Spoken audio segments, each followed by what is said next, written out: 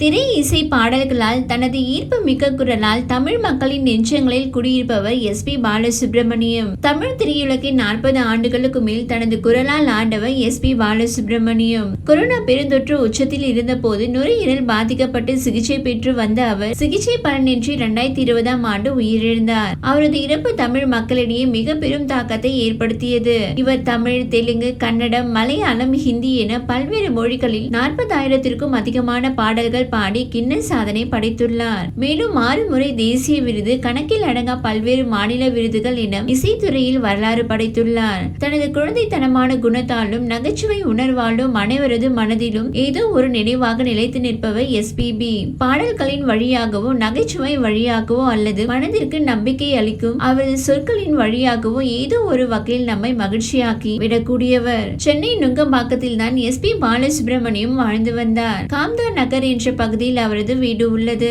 எனவே இந்த காம்தார் நகரை எஸ்.பி. பாலசுப்ரமணியம் நகர் என பெயர் மாற்றம் செய்ய கோரி அவரது மகனும் பாடகருமான எஸ்.பி. சரண் முதலமைச்சர் அலுவலகத்தில் கோரிக்கை மனு அளித்துள்ளார். அதில் நீண்ட நெடும் காலமாக சினிமா துறையில் தனது இசையின் மூலமாக தமிழக மக்கள் மனதில் இடம் பிடித்த அவர்களின் மாறா அன்பை பெற்றவர் மறைந்த எஸ்.பி. பாலசுப்ரமணியம். அவரது நினைவை போற்றும் வகையில் எஸ்.பி.பி. இறுதி மூச்சு வரையில் நீண்ட காலம் வாழ்ந்த சென்னையில் உள்ள காம்தார் நகரினை அல்லது அவர் வாழ்ந்த வீதியை எஸ்.பி. பாலசுப்ரமணியம் நகர் அல்லது வீதி என பெயர் மாற்றம் செய்திட உரிய ஆவணம் செய்யுமாறு அவருடைய ரசிகர்கள் என்ற முறையிலும் மகன் என்ற முறையிலும் என் சார்பிலும் எனது குடும்பத்தினர் சார்பிலும் மிகவும் பணிவுடன் வேண்டி விரும்பி கேட்டுக்கொள்கிறேன். அதாவது கோடிக்கணக்கான ரசிகர்களின் ஆவலும் வேண்டுதலும் இதுவே என்பதையும் உங்கள் கனிவான பார்வைக்கு கொண்டு வர கடமைப்பட்டிருக்கிறேன் என்று கேட்டுக்கொண்டுள்ளார். இந்த நிலையில் எஸ்.பி.பி. மறைந்த நேற்றுடன் 4 ஆண்டுகள் கடக்கிறது. அவரது நினைவு தினமான நேற்று அவரது நினைவிடத்தில் அவரது ரசிகர்கள் அஞ்சலி செலுத்தினர். அதே வேளையில் முதல்வர் மு.க. ஸ்டாலின் எஸ்.பி.பி. வாழ்ந்த இல்லம் அமைந்துள்ள நுங்கம்பாக்கம் காம்தார் நகர் முதல் தெருவுக்கு எஸ்.பி.பி. சாலை என பெயர் வைத்துள்ளதாக அறிவித்துள்ளார். இது தொடர்பாக அரசு வெளியிட்ட அறிவிப்பில் பல்வேறு மொழிகளில் 40,000த்திற்கும் மேற்பட்ட பாடல்களை பாடி தன்னுடைய அமுத குரலால் தமிழ் மக்களின் நெஞ்சங்களில் அரை நூற்றாண்டுக்கும் மேலாக இசை மழை பொழிந்ததோடு பல படங்களுக்கு இசையமைத்தும் திரைப்படங்களில் நடித்தும் பல்துறை வித்தகராக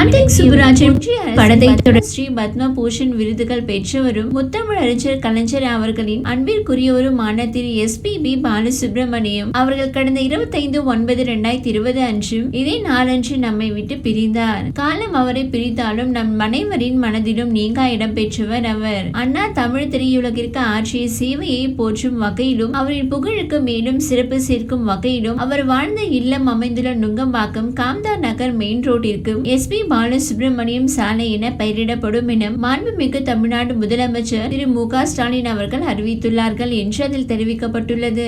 முதலமைச்சர் ஸ்டாலின் தெரிவித்திருப்பதாவது: பாடும் நிலா எஸ்.பி. பாலசுப்ரமணியம் அவர்களது நினைவு நாளில் அவர் வாழ்ந்த காம்தார் நகர் பிரதான சாலைக்கு எஸ்.பி. பாலசுப்ரமணியம் சாலை என பெயரிடப்படும் எனும் அறிவிப்பை செய்வதில் பாலு அவர்களின் கோடிக்கணக்கான ரசிகர்களில் ஒருவனாக மகிழ்ச்சியும் பெருமிதமும் கொள்கிறேன் என தெரிவித்துள்ளார். முன்னதாக நினைவு நாளையொட்டி அவரது சொந்த ஊரான திருவள்ளூர் மாவட்டம் கோனேவட்டம் பேட்டை கிராமத்தில் 4 அடி உயரம் கொண்ட மார்பளவு உருவ சிலை கடந்த மாதம் திறக்கப்பட்டது. இந்த சிலைக்கு அவரது கிராமத்தினர் திரண்டு சென்று அஞ்சலி செலுத்தினார்கள்.